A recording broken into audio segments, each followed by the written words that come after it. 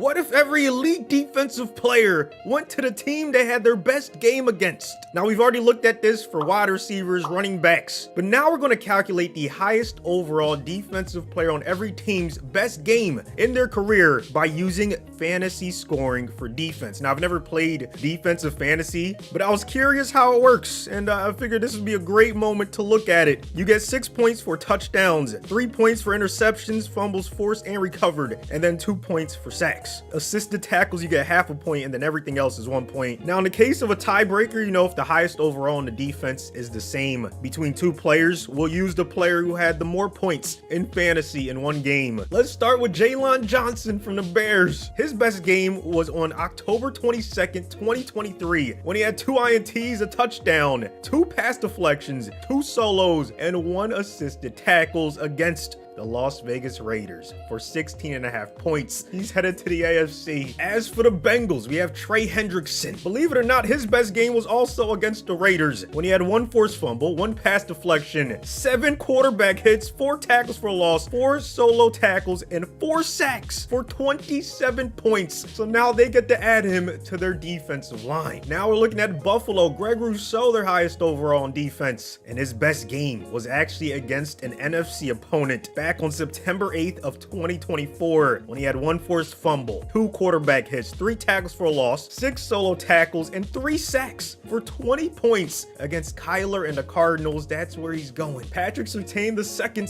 best game, was actually a few seasons ago against the Los Angeles Chargers on November 28th, 2021. He had 2 INTs, a touchdown, 2 pass deflections, 4 solo, and 1 assisted tackle for 18.5 points. The Chargers upgrade their secondary. Myles Garrett has had plenty of great games for the Cleveland Browns, but one rises above the rest, and it came against an NFC team on September 26th, 2021. He had 4.5 sacks, 6 quarterback hits, 4 tackles for a loss, 6 solos, and 1 assisted tackle for 25.5 points against the Chicago Bears. Our first tie of the video comes in Tampa Bay. Winfield and Vita, both 91 overall. Vita's highest game was 17.5 points. Winfield's was 19.5. So we're gonna go with him. He did this against New Orleans on October 1st, 2023, when he had 1 sack, 1 forced fumble, 1 fumble recovery, 1 pass deflection, a quarterback hit, 2 tackles for loss, 6 solos,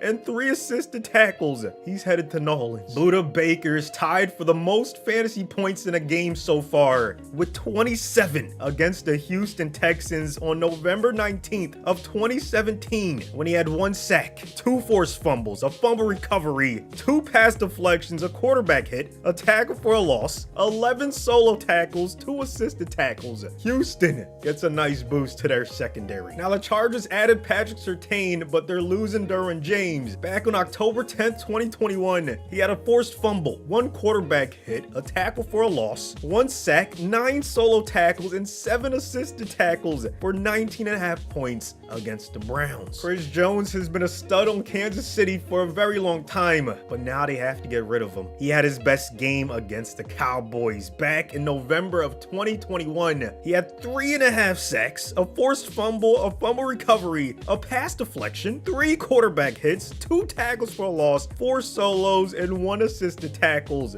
for 23.5 points. For Indianapolis, we're going to trade away Kenny Moore. He had one of the best games you're going to see in this video. 2 INTs, 2 touchdowns, 2 pass deflections, 7 solo tackles, and an assisted tackle back in November of 2023 against the Panthers for 27.5 points. But the best game in the entire video belongs to future Hall of Famer Bobby Wagner against San Francisco back in December of 2018. Had a sack, a forced fumble, a fumble recovery, 1 INT, 1 touchdown, 2 pass deflections, 2 quarterback hits, 2 tackles for a loss, 8 solo tackles, and 4 assisted tackles for 33 fantasy points the Niners get a nice MLB. Now, Micah Parsons' best game wasn't quite as good as that, but it was still really good. In September of 2023, he had 2 sacks, a forced fumble, a fumble recovery, a pass deflection, 4 quarterback hits, 3 tackles for a loss, and 4 solo tackles for 22 points against the New York Jets. Now, I'd greatly appreciate if you guys could like the video, man. I had to go to Pro Football Reference for every single one of these players, look up their entire game log and see their best games. And sometimes we had ties, like in this situation when Jalen Ramsey had 17 points in 2 different games. One was against the Steelers on November 18th, 2018. The other was against the Titans on December 24th, 2016. But the one against Tennessee, he had a touchdown, along with an INT, 4 pass deflections, and 4 solo tackles. So he's headed to the Titans. Back-to-back ties. This time, it's because the Eagles have 2 guys as their highest overall. Bond and Slay, both 89. But Slay's highest points in the game was 14.5. Meanwhile, Bond's was 20. So he's going to be the one traded. He did this versus the Packers in game 1 of last season when he had 2 sacks, 2 quarterback hits, 1 tackle for a loss, 11 solo tackles, and 4 assisted tackles. In his Eagles debut, he's headed to Green Bay. I honestly cannot think of a better last name for a DB than Bates. Back against the Saints in November of 2023 when he had 1 forced fumble, an INT, a touchdown, a pass deflection, 7 solo tackles, and 5 assisted tackles for 22.5 points. He's also headed to New Orleans. Adding a guy like Wagner should soften the blow of losing a guy like Warner, which is what the Niners are gonna do. Back in September of 2024 against the Vikings, he had a sack, 2 forced fumbles, 1 INT, 2 pass deflections, a quarterback hit, a tackle for a loss, 7 solos, and 2 assisted tackles for 23 points. The G-men are gonna have to get rid of their elite nose tackle, Dexter Lawrence II, against Seattle. He had 3 sacks, 4 quarterback hits, 2 tackles for a loss, 2 solos, and 2 assisted tackles for 15 points. On to the Jaguars, where Josh Hines-Allen is actually going to stay in his division. Against the Tennessee Titans, he had 1 forced fumble, a fumble recovery, a touchdown, a sack, 2 quarterback hits, a tackle for a loss, 4 solos, and 2 assisted tackles for 22 points. The Jets have Parsons on their team now, but their CB room's going to take a hit. Sauce Gardner, elite quarterbacks like him, they don't get targeted that often, but for whatever reason, in this game versus the Broncos, they kept going his direction, and so, he had 3 pass deflections, 8 solo tackles, and 2 assisted tackles for 12 points. That's a nice replacement for Patrick Surtain. However, I'm not sure how the Lions are going to replace this guy. Aiden Hutchinson against Tampa Bay had 4.5 sacks, a forced fumble, 5 quarterback hits, 4 tackles for a loss, 4 solos, and 1 assisted tackle for 25.5 points. One of the best in the league already. On the Packers, it's going to be Xavier McKinney, slightly higher overall than Jair Alexander, and he proved he's worth it against the Las Vegas Raiders. He had 2 INTs, a touchdown, 2 pass deflections, 4 solos, and 3 assisted tackles for 19.5 points. I think that's the 3rd upgrade the Raiders have made, so at least they're getting something for all the pain they've endured. For the Panthers, they added Kenny Moore, but they're going to lose Derrick Brown. Their front 7 takes a hit, but he's going to stay in the NFC. Against Chicago, he had 2 quarterback hits, 2 tackles for a loss, 9 solos, and 1 assisted tackle for 13.5 points. The Bears D-line is looking pretty scary now. New England is going to have to get rid of their CB1. Christian Gonzalez is actually going to stay in the division. He had a fumble recovery, 1 touchdown, a pass deflection, 2 solo, and 1 assisted tackles for 12.5 points against the Dolphins. Miami replaces Jalen Ramsey pretty nicely. They've been getting everybody so far, but now the Raiders are going to have to give away their best player. Max Crosby had 4 sacks, a forced fumble, 4 quarterback hits, 3 tackles for a loss, 4 solos, and 1 assisted tackles for 22.5 points against the Bengals. Nice replacement for Trey Hendrickson. The Rams, Jared Verse, their rookie, is already their best player on defense, and his best game came against an AFC opponent when he had a forced fumble, a fumble recovery, a quarterback hit, 2 tackles for a loss, a sack, 3 solos, and 1 assisted tackle for 14.5 points against the Dolphins. The Ravens are going to have to get rid of Roquan Smith. His game came against an NFC opponent when he had 2 sacks, 2 quarterback hits, 2 tackles for a loss, 10 solo tackles, and 6 assisted tackles. For 21 points, the Lions are going to add elite talent to their front 7. I gotta be honest, it was not a fun time looking up elite guys that are like 35, around that age, because their game logs went on forever. But the Mario Davis best game came against Seattle when he had 2 sacks, a pass deflection, 3 quarterback hits, 4 tackles for a loss, 7 solos, and 3 assisted tackles for 20.5 points. Speaking of Seattle, they upgrade their front 7, but their secondary is gonna suffer. Devon Witherspoon against the New York Giants had an INT, a touchdown, a pass deflection, 3 QB hits, 2 tackles for a loss, 2 sacks, 6 solos, and 1 assisted tackle for 25.5 points. He was doing it all. Did someone say do it all? Well, that describes TJ Watt's entire career. But if we have to minimize it to just one game, it was against the Niners when he had 3 sacks, 2 forced fumbles, a fumble recovery, a pass deflection, 5 QB hits, a tackle for a loss, 5 solo tackles for 27 points. San Fran is looking scary. The Texans added Budda Baker, but now Stingley's gonna have to go. His best game came in the playoffs of this season against the Chargers. Herbert threw him 2 interceptions. He also had 5 pass deflections, 4 solo tackles for 15 points. LA now has probably the best cornerback duo in the league. The Titans have made some nice additions, and in return, Jeffrey Simmons is going to be traded away. He's headed to the Bengals because he had 3 sacks against them, along with 3 quarterback hits, 3 tackles for a loss, 7 solos, and an assisted tackle for 19.5 points. Him and Crosby, nice duo on that defensive line. And last but not least, the Minnesota Vikings. I was hoping it was anyone else besides Harrison, but unfortunately, the 35-year-old made me look through like 12 years of game logs. The Hitman has been doing it for a very long time. His best game, however, was against the Panthers when he had a forced fumble, 3 sacks, 3 quarterback hits, 2 tackles for a loss, 8 solos, and 6 assisted tackles for 25 points. And there you have it. Every team's best defensive player has gone to the team that they played their best game against. We used the data, the stats, the facts. Now we get to see which one of these teams that upgraded or maybe even downgraded their defense will end up hoisting the Lombardi. I want to see your predictions, man. We're going through all of the rosters. I'm going to update every team's depth chart, and then we're going to go to the Super Bowl and watch the game. Here's what the playoff bracket's looking like. Chiefs and Eagles with the 1 seeds. Ravens, Steelers, Jets, Dolphins, Texans, and Bengals make it. Meanwhile, the Packers, Seahawks, Bucks, Panthers, Niners, and Cowboys all make it to the postseason. Let's just go straight down the list. A lot of really good teams. One of the more even seasons I can remember. Not too many bad ones. Let's look at the passing stats. Burrow almost had 5,000 yards. Mahomes, Goff, Prescott, and Derek Carr right behind him. These are some good passing stats. Like, I see a lot of quarterbacks go for a lot of yards. Daniels didn't throw for the most, but he had a good amount of touchdowns. Speaking of a good amount, 54 for Mahomes, 1 shy of tying the record, I believe. Burrow also had 50, and then there was a drop-off. Prescott, Lawrence, Geno, Darnold, a lot of guys threw for over 30. I don't know, man. Maybe some defenses suffered, and as a result, they could not stop these quarterbacks, or at least they couldn't stop some of them. Locked 30 interceptions. Meanwhile, on the ground, Jacobs went crazy. Brees, Saquon, Walker, and Najee right behind him.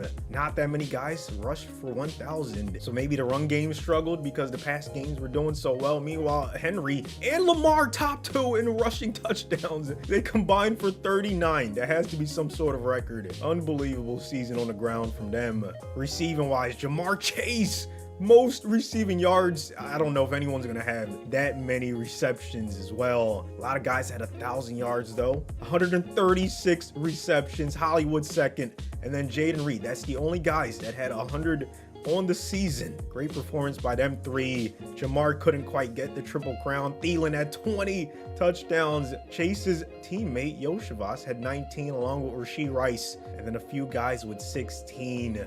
This is what we're waiting for though. We're waiting to see the defensive stats. Might as well go team by team for this one. Edwards led the Bears, but of course Myles Garrett, Derrick Brown, top 2 for sacks and tackles for a loss. Meanwhile, the Bengals added Crosby and Jeffrey Simmons. They were both in the top 4 for sacks and tackles for a loss. Buffalo didn't add anybody, but it didn't seem to matter. They still made the playoffs. Vaughn led them in sacks. Broncos lost Surtain, but added Sauce Gardner, and he ended up providing 3 interceptions for them. The Browns lost Myles Garrett, but they added Derwin James. Their pass rush struggled heavily, but Derwin still got 3 INTs. The Bucks lost Winfield, but they added Aiden Hutchinson, who had 24 sacks. He breaks the record for Tampa Bay. Huge reason why they're in the playoffs. The Cardinals lost Budda Baker, but they add Greg Rousseau, gets them 16.5 sacks to lead them in that category. The Chargers might have had the best CB duo in the league. Probably led to a lot of coverage sacks for Mack and Bosa. Stingley with 3 INTs. Let me see pass deflections. See if, yeah, there we go. Surtain, 6 deflections. I'm telling you, elite cornerbacks, they don't get targeted that much. Chiefs didn't add anybody. Instead, they just lost Chris Jones, and you can see their pass rush struggled. Same thing with the Colts. All they did was lose Kenny Moore, so I'm guessing their secondary struggled a little bit. Commanders didn't add anybody, so you know that's the good thing. Bad thing, they lost to Bobby Wagner, so they had a huge hole at MLB, but it looks like they did pretty well. Cowboys lost Parsons, but they added Chris Jones, who had 18 sacks. That's unheard of for a D tackle. The Dolphins lost Ramsey, but they added Jared Verse to their front 7 and Christian Gonzalez to their secondary. 7 deflections, 2 INTs. All the Eagles did was lose Zach Bond, which left a hole at MLB, but it seems like they still did pretty good. Falcons didn't add anybody, so once again, that's a good thing for them, but they did lose Jesse Bates at the safety position. Niners had a nice swap for Fred Warner. I mean, they had to lose him, but in return, you got TJ Watt. He only had 4 sacks, so maybe he was getting double teamed. And then Bobby Wagner, one of the best replacements you could possibly get for Warner. 3 INTs, a lot of tackles. The Giants and the Seahawks did a swap. The G-men lost Dexter Lawrence, so Brian Burns led them in sacks, but they added Devon Witherspoon, who was tied for the most INTs on the team. Shout out to the Jaguars. They didn't add anybody. Could be a good or bad thing, depending on how you look at it. Armstead led them in sacks because they lost Josh Hines-Allen. Jets lost Sauce Gardner, but they added one of the best pass rushers in the league. Micah Parsons, only 5 sacks, but he did have 20 tackles for a loss. Lions lost Aiden Hutchinson, so Zadarius led them in sacks. However, they got a nice upgrade at MLB. Roquan led them with 3 INTs. The Packers lost Xavier McKinney in the secondary, but they got a nice upgrade at MLB. Zach Bond led them in tackling. He also had 2 INTs. The Panthers lost Derrick Brown on their front 7, but upgraded their secondary. Harrison, a hitman, got them 6 INTs. Kenny Moore got them 3 more. Patriots did not add anyone. Instead, they just lost Gonzalez, so that left a hole in their secondary. I think the Raiders added the most players out of any team. Xavier McKinney, Jalen Johnson, and Trey Hendrickson all had really good seasons. 17 sacks for Trey. McKinney and Jalen combined for 7 INTs. You can see why the Rams struggled. They lost their best defensive player and didn't add anyone. Fisk and Byron Young did as much as they could, but yeah, they struggled. The Ravens lost Roquan, but they still have a lot of talent on that defense, so you know, they did all right. The Saints lost DeMario, but they added some elite talent to their secondary. Antoine Winfield, Jesse Bates combined for 5 INTs. We talked about the Seahawks doing that swap with the Giants. They got Dexter Lawrence, but they also upgraded their MLB position. DeMario Davis filled the stat sheet. Steelers lost TJ Watt, their best player, but they still had a really good front 7, so it wasn't all bad. Texans lost Stingley, but they did add a guy to their secondary. Budda Baker with 3 INTs for them. Titans lost Jeffrey Simmons, but they had Ramsey, who had 6 INTs. Not to mention Josh Hines-Allen, 8 sacks for them. And then finally, the Vikings lost their elite strong safety, Harrison, a hitman, but they added elite MLB Fred Warner, who also filled the stat sheet. Take a look at the league leaders. Hutchinson, most sacks, Mack, Jones, Van Ginkel, and then Hendrickson in the top 5. Let's scroll down, see everyone that had at least 10 tackles for a loss. Parsons at the top. Then you have Zach Allen, Brown, Rousseau, and Lawrence. Some of these guys on their newer teams making an impact. And then interceptions, DJ Reed stepped up in the place of Sauce Gardner, Ramsey, Harrison, Jair, and Tyson Campbell all had at least 6. Good season for a lot of these players on their new teams. Now let's take a look at the awards. MVP goes to Mahomes. I mean, that season was insane. Burrow right behind him, Lamar in 3rd. OPOY Mahomes, DPOY Khalil Mack. In the AFC, Hendrickson right behind him. But that's it in terms of guys on their new teams. Or, you know, guys we traded. In the NFC, it goes to Aiden Hutchinson, Van Ginkel behind him. Then you have Chris Jones, Rousseau, Dexter Lawrence. So, you know, a handful of guys in the NFC that we traded. OPOY goes to McCaffrey. All right, so now we sim to the Super Bowl. One last look at the bracket before we sim to the Super Bowl. Let's find out who's going to play in the big game. We have the Bengals, who lost Hendrickson but added Simmons and Max Crosby, against the Cowboys, who lost Micah Parsons but added Chris Jones. The Eagles, who didn't add anyone, end up in the NFC Championship game. The Dolphins, who replaced Ramsey with Verse and Christian Gonzalez, end up 1 game short. Here's how it played out in a different view in case that's easier on the eyes, man. A lot of good games, but you can see how these two teams got there. Here's how they stack up. Both teams top 10 in points per game and passing yards. Run games are struggling, so this is going to be a shootout most likely. Drive number 1, the Bengals have the football. First play of the game, it's like, okay, Burrow's going to have one of those games where he just cannot be stopped. Gesicki